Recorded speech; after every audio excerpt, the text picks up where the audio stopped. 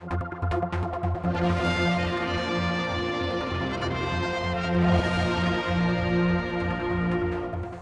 once again, I'm with Chris Robertshaw. This is the day after the announcement was made that the payment has been now...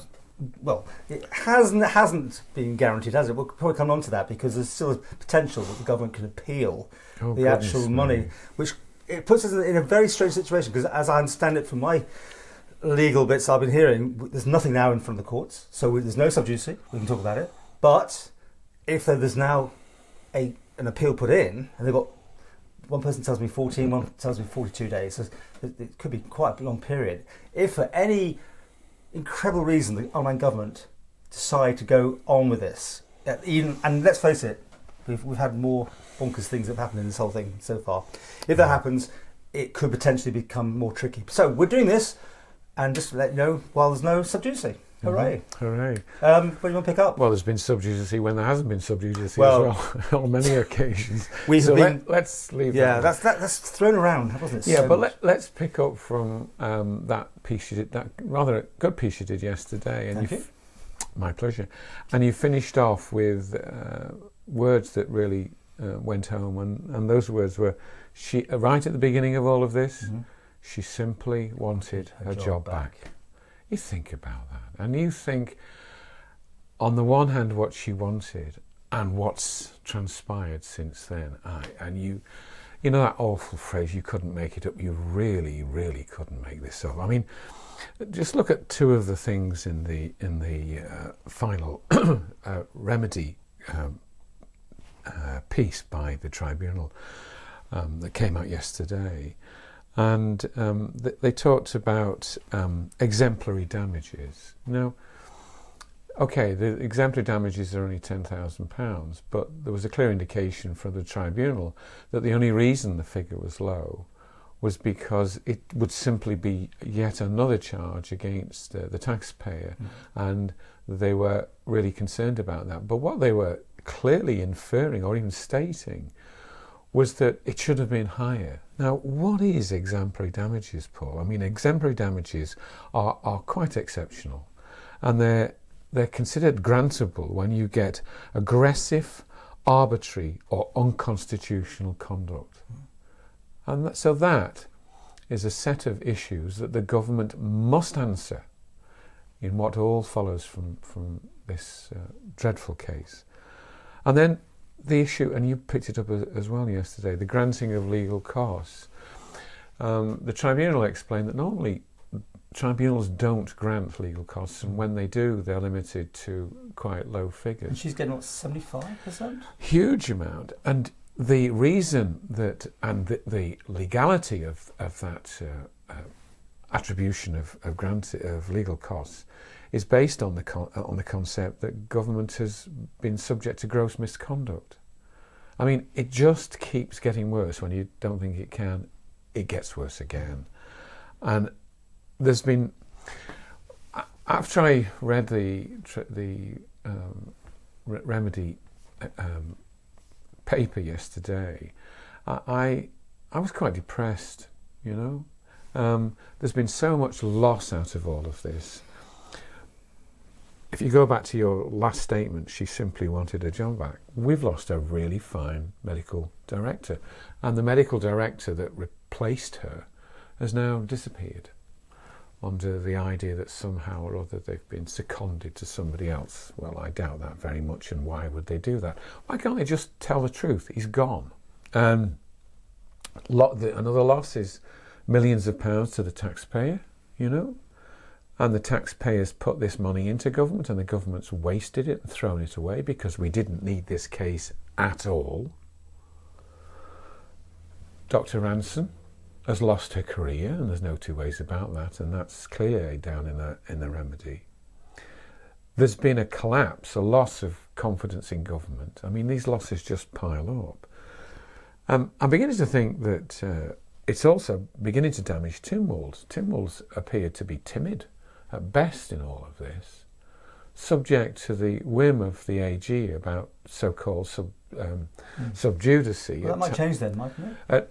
What do you mean it's going to change? Because they can't, subject to appeal, they can't wave that threat at them anymore, can they? No, but No, they can't. But how long was Tynwald quiet for over the so-called sub judice over the Abbotswood element of all of this? You know, there was no sub judice, and then the journalists, we were all threatened that no one was quite sure what we were being threatened with. Was there anything from the courts? We asked. We couldn't get any answers at that time. Well, I think we've all learned a few lessons out of this, though, don't you? Yeah, but what does that say of our government, that it behaves in that fashion, misadvising everybody in the way that they have done? I mean, Paul, it's beyond. Well, okay, but if you're doing with that, let's just talk for a second. I'm sure we've got loads more to do there. But the FOIs, how we had to extract stuff, and we only got partial answers, at best. But without the FOI bit of kit, goodness knows, none of this would see the light of day, as maybe 10, 20 years ago would be the case, right? So, I mean, at the minute, the one that is outstanding, and it should be out or not out any second now, I've asked for the terms and conditions for the Expol report. The heads of terms. Find out what the question, what were they looking for? Because that is really important to the answers that Expol came up with. Why that wasn't released anyway, I don't know. But I have had that FOI in, and they normally come back within 5 days. When they don't want to answer, or there's going to be an issue, it's held up until the very last day, and you get the partial or no answer, and it's something else. But the reluctance to answer FOIs is one and the same thing as trying to shut the media down on at times where they say there's sub judice and there isn't. Well, they get privilege. Remember this thing about privilege, which is something you have to argue. Which is outside the legal privilege for a significant period of the time that so-called sub judice supposedly sat in place over Abbotswood was not an issue. I mean, this really runs very, very deep. This is an establishment of government that has a contempt for the media, for the public, and after the comedy act in Tynwald the other day between the AG and the President, a sort of disrespect and contempt for Tynwald. I hope in all of this that Tynwald finds a way of re-establishing its authority, because right now it's broken. When a muttering from the AG over, well, I don't think so, can have the President behaving the way he did, you begin to say to yourself, well, what's this all about? Well, I said before, technically, it's not something I like to even think about, but there have been other examples of, we're the Crown Dependencies, but the other islands around the world under British protectorship, they've had to send in the UK to try and sort out the issues, because if you can't do it yourself, you've got to go to the parents, if you know what I mean, which is a really bonkers thing to be thinking about. But imagine how the UK had to come in here to work out what isn't working correctly. And there's lots to go on, let's face it. There's tons of stuff. Absolutely. These videos are being seen by people all around the world. Yeah. And it's not playing out well. I've always said from the word go, I don't want to do it, and I'm sure you don't want to do it, but they're not helping themselves anywhere along here. This whole thing has been just a disaster.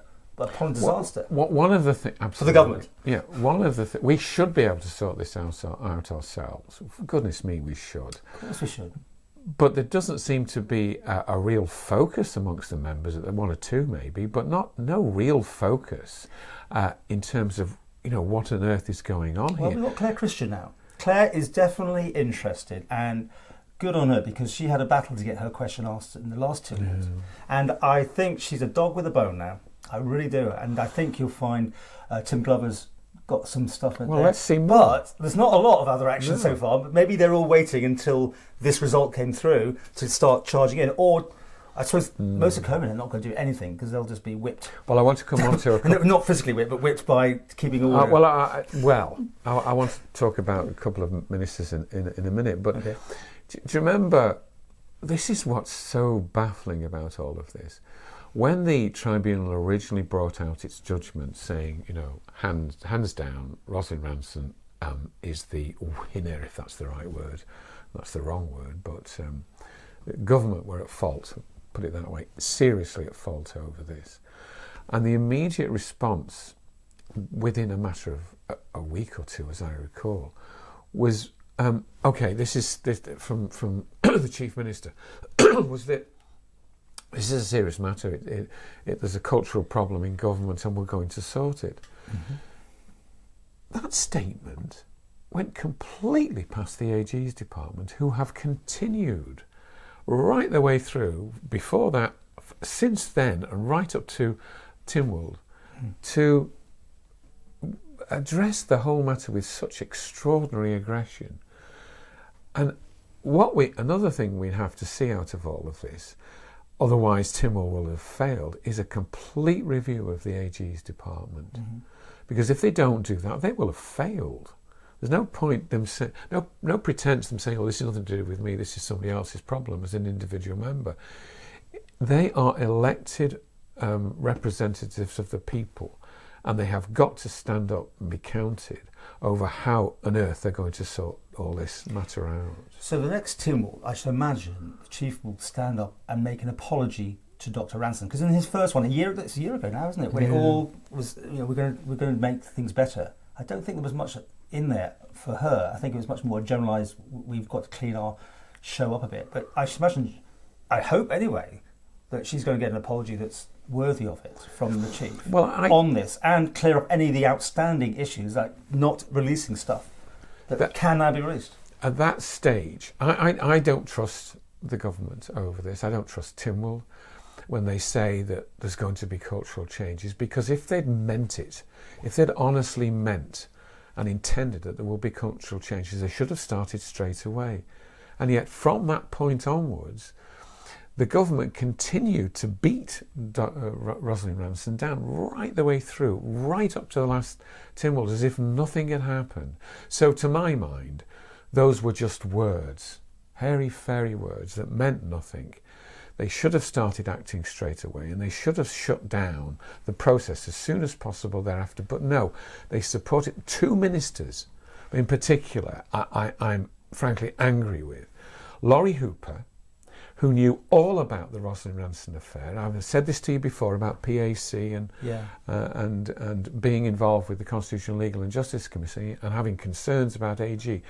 He did nothing when it came to the matter of it going to the tribunal. He shrugged his shoulders and he said, "It's nothing to do with me." But he did give me that interview, we talked about this before, very much a no-comment interview, but he did, when I asked him was he happy about it, he said, and clearly he wasn't, but he was being tied to the official line. There's this business about there's this official line, etc. These people I was voted in to, as it were, apply my integrity and conscience to issues. And if that from time to time means you get yourself into difficult situations, then so be it. But these ministers cannot hide behind their positions. They have a duty, and it was self-evident that there needed to be a fundamental cultural change, and they did nothing about it. And then Jane Poole Wilson, same situation. She was involved with the PAC, knew all about the Rosalind Ranson affair from the get-go, and was also as the chairman of the Constitutional, Legal and Justice Committee, knew full well about the AGs. And yet, we now are aware that she was content, it would seem to me, to let the final appeal go to the full hearing in High Court. Well, again, why would they not say no? We are quite transfixed with this second appeal, I think, almost beyond what we need to be. But now, again, hang on, okay. Mr. Rob Collister is almost like a smoking gun, this bit of information, isn't it? He has got some dealings that was not been released under the FOI we asked for.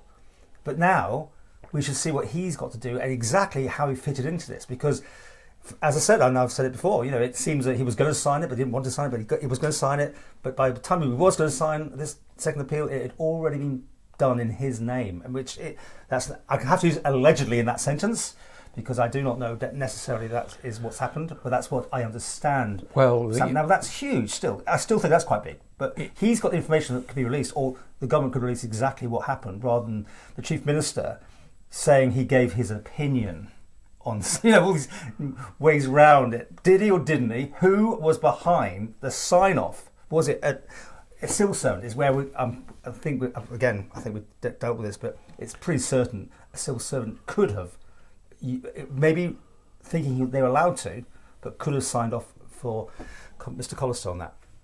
Yes? Well, yeah, we've sort of done this before, haven't we? I know, but now we should be able to talk about it. That's my point. Yeah. Now we should have the answers. We should know. Well, we know. No, but all that should be released. Yeah, fine, and let's talk about that when eventually it is. Okay. But what we do know is that the AG's department were inappropriately involved in whether the matter should go to the second appeal when they shouldn't have been anywhere near it, and the ministers knew that that was the case. They knew that the AGs were conflicted, and yet they're happy to let the AG give advice. I mean, when are they going to wake up and realise that the behaviour on the part of ministers has got to be much more conscientious? We've done this as well a lot. How would you put it right, though, what is the actual answer? I mean, you've got, you obviously don't have much faith in the AG's department as it stands. How do you... faith? I've got faith. I'm being polite. I'm trying to think, how can you put public confidence back into this system that appears, on the surface anyway, to be anything but working efficiently and above board and transparency and all the things that Alf Cadden wants to see in his government? Transparency, honesty, clarity. Look, the fundamental issue, and it's a sort of form of answer, is that our government is increasingly becoming completely unaccountable.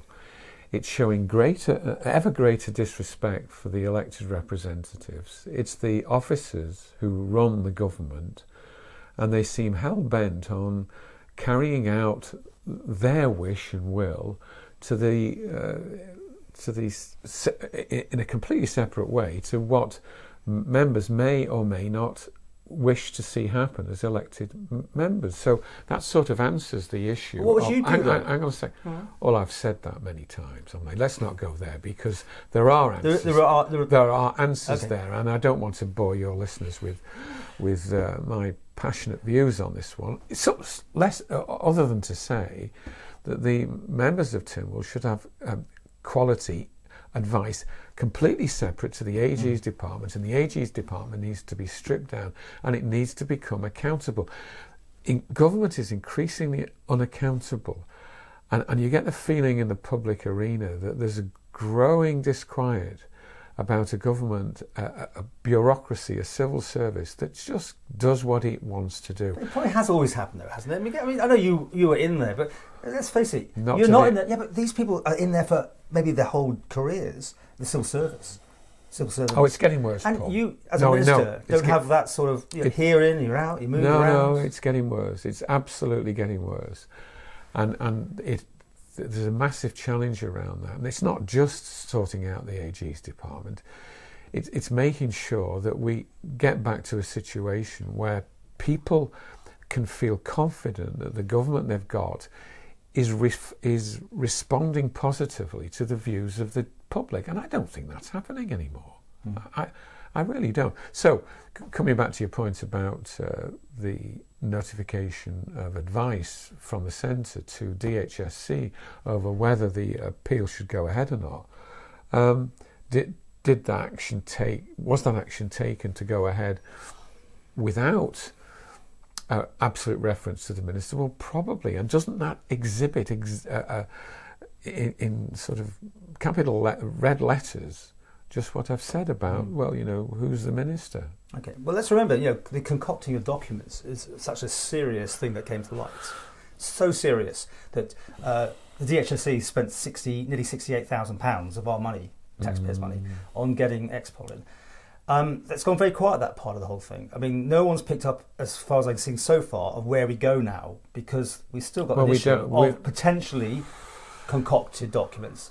So, we don't go anywhere unless, as the tribunal says. No, I'm going to move it on. Here we are. Well, okay. Well, there's a criminal act, potentially, allegedly, right? Right. And the only people that can sort that out will be the police, right? Yes. But the police aren't yet involved. But you, me, anyone out there can make a formal thing to the police to say, I think this needs investigating, and they then, by duty, will have to get involved. It's going to be interesting if that's us doing it, and I don't mind doing it, or if it's helped along by the government to say, okay, now it's all over, we need finally to get the police to find out if anything criminal went on. Forgery is huge, isn't it? People have gone to jail for that, and there's been a recent case on something much, much smaller than this. If somebody did concoct those documents, and there's certainly a bit of leeway to see that the two piles weren't the same, then it's a police issue. criminal issue, and therefore then that will all be sub judice. Again, of course, we won't be able to talk about that at that point. But no, don't you think that's really, really important to find out what happened? Well, I hadn't gone beyond the point that the tribunal explained their position with regard to the alleged concocted documents, that they were advised they'd sort of gone as far as they could, but they left the door open to Rosalind Ranson to exercise the very power you've just described now. Well, she might want to do it herself. Well, I doubt that very much. I think she's had enough, to be honest. But anyone can do it. But it is so serious to think that could have gone on. I just think we can't forget that is how this almost could have gone away in the favour of the Alban government if it hadn't been picked up and realised. I know. I think there were lots. I mean, that was a big game changer, wasn't it? Yeah, but the public are really on her side, I believe. I don't think I've heard of anybody that thinks this has been handled well by the government in any way. Yet they continually keep going down a rabbit hole, which they probably didn't need to do. They could have just settled this. Back to the first thing, she just wanted a job back. It's the whole thing is just, it's so bizarre now, the behaviour of government in this, that you just wonder what on earth's going on, because it's not just about the money, isn't it? It's about the fundamental loss of integrity that saw a collapse of a whole range of serious people ending up quickly removing themselves from government service. But behind that, and you and I don't know the answer to this, behind that will be all sorts of arrangements made with those people, because they weren't sacked per se, but there will be settlements in there. So you add the cost of those settlements on top of the cost that has now been described in the tribunal, and all the costs that aren't shown, for example, on the government side, all their things like expol examination. Well, the AG they don't have to. I mean, we'll never know, will we? Exactly the expol costs aren't in here. The amount attributable to Rosalind Ranson is separate too, right? Totally, yeah. And the costs of running the High Court on a number of appeals, that's not in there as well. But it's massive. The AG aren't on an independent company either. They're part of government, so we will probably never know exactly how much money has been spent by the AG's department on defending what has turned out to be the indefensible. Which is why, one of the reasons why they behave in the arrogant, arrogant fashion, isn't it? I know. Nothing alleged. I'm just jumping in there. Fashion. I can hear them all writing me letters if you're not careful. There's a couple more things I want to think about here. The 3.2 million. How many nurses could that have actually employed and covered their salaries here in the Isle of Man? Money that could be, in other words, channeled to a better use. I'm not crying over the money, by the way, but if this hadn't all gone away and she had kept a job, they would be looking for 3.2 million to take out the budget. I mean, they're already asking for 6, aren't they, if they overspend and blah, blah, blah, blah. That's a sizable chunk of money that is such a shame that, that the government can just release it, because it's not their money, it's our money. It's the taxpayers' money that's going to have to fund this. And you've seen the freedom of information that came out. Already this year there was £2 other million. Well, hang on a second. There's £5 million over the last 5 years, or whatever. There's millions of pounds going out the government. If you look at all the issues that I just described there, not just Rosalind Ranson's settlement figure, but the settlements for the people who walked away having lost their integrity, and all of the costs signed off to not talk. Absolutely, yeah. That's the actual cost to government. Apart from the fact that there's been this awful collapse of integrity. But before we close, I just want to touch on one other thing, if you don't mind, and that is Sir Jonathan Michaels. Now remember, we mustn't forget this. Remember, in all of this, Sir Jonathan Michaels was approached by Rosalind Ranson with an articulate appeal from her, saying, "Look, this is." While she was still employed, this is all going wrong, and he just brushed it aside and dismissed it, and it's left me incorrectly and improperly, and it's left me wondering. He was involved obviously well before the beginnings of the formation of Manx Care, and as I remember, Catherine Magson was actually recruited, was it January or December of 2019, January 2020. Was he in any way, and a member should ask this question of Sir Jonathan Michaels, because he's still around and he's still earning money, as I understand it. And again, I'm happy to be corrected on this, but he's still an advisor. Was he involved in recruiting Catherine Magson? In other words, if he was party to or involved in or supportive of Catherine Magson, and subsequently Rosalind Ranson was brushed aside by Sir Jonathan Michaels as you've done what you can, don't go any further, you won't win this. Well, she has won it.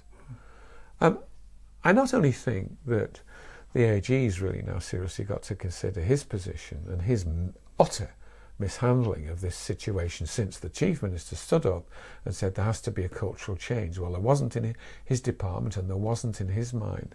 But was Sir Jonathan Michaels partly or significantly implicated in this massive mismanagement, in that he all the way through was supportive of Catherine So now Magson? needs to be an inquiry, right? Is that what you're saying? What I'm saying is I'm going to watch very carefully indeed once either the 14 days or the 42 days or whatever it is cleared up. Well, the police, the government could just simply say they're not going to appeal, and then it's all gone once and for all, by the way. So, well, I mean, we wait and we've called a previous appeal stupid. I haven't got a word for government if they actually go to a further appeal at this stage. There isn't words. Well, they can hold off, which makes everyone tentatively. The honest thing for them to do is exactly what you said, which is to say, no, we're not having an appeal on this. Well, it could go more the other way. I mean, the money could go up. I mean, that 10,000 is quite small, as you say. They may decide, well, you're right, we better give us some more money. Who say that? Well, if they're appealing the money, that's the only thing that's left now. The only thing they can appeal is the payout. Everything else has been sorted. No, they can't appeal exemplary figure and have it go up because, wait a minute. 3.2 then they can appeal. No, what I'm saying is that the tribunal felt that the exemplary cost damages should be significantly higher than the figure that they've elected for. So they could give us some more, I'm saying. No, because they don't want the taxpayer to suffer any more. If it goes back to appeal, the government is appealing the money. That's all that's left to do. It's the amount of payout. I don't care if it's 10,000 or 3.2. It could potentially, going to an appeal, if they lost their appeal, they may want to give them more money. Well, I think that's how it's going to look at the cost if they go to appeal. Let's just more costs, more costs, because Bowl and Co have been intimately involved in this. PricewaterhouseCoopers have. There's an understanding of the value and correctness of the assembled figures. If people like Bowl and Co and PricewaterhouseCoopers are going to be challenged along with the tribunal in an appeal, then the poor judge of appeal, the first Deemster, has got to call in all sorts of other professional competencies, and the cost is going to skyrocket even further. You're making a huge mistake. You make it sound like there's logic involved. So far, there's been very little logic to me as a person who goes, why are they appealing? Why are they bothering to do that? But they do, or they have. Twice made an appeal. When they ended up in court, the lawyers went, we're not even sure why we're here. You can't make that stuff up. Then I apologise for trying to be logical, because what on earth are we dealing with? It's a very big mistake, and you should be told off. Anything else in your big long list of boxes? Yeah, just one final phrase, really, that if government doesn't get its act together quickly and fundamentally, and Tim will stand up to be counted on what needs to be addressed in this shambles, then we're heading towards what I would describe, and it's been described of other governments, a nasty government.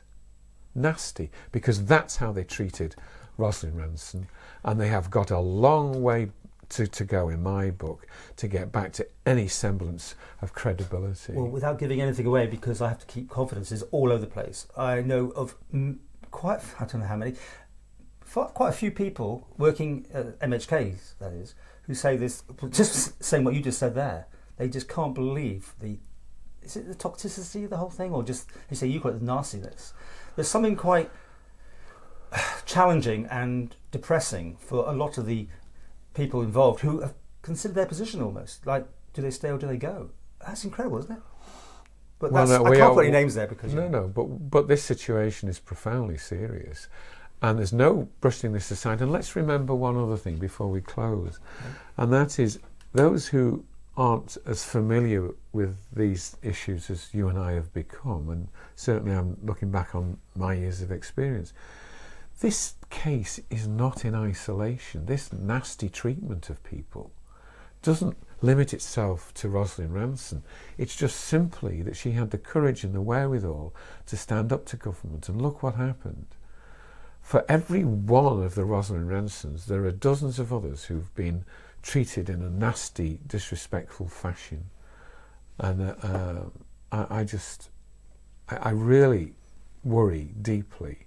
It is, you use the right phrase, it's depressing. And they've got a long, long way to get back. Well, thanks for watching. And I'm hoping we're going to hear from other people, by the way, as well, because I think this now should be opened up. I get the impression we may be getting so close to this, we might be just, go around in circles almost. But it's still getting incredible traction, certainly on Twitter. The British Medical Association, whatever council, whatever they call themselves, picking up on the tweets we're putting out. And this is probably my last thought on it is, again, and it's not new, how does this play to the public worldwide? How does it play to the health people that they're looking at to bring in? They've already said there's 25% sort of vacancies. What would make you want to come to work here in the Isle of Man when you see this sort of thing going on, unless they clean up their act, unless it's all put on the table and they finally put their hands in the air and say, we really cocked this one up? I wonder when people are going to start apologising, Paul. That's what I'm saying. Really seriously, honestly apologising.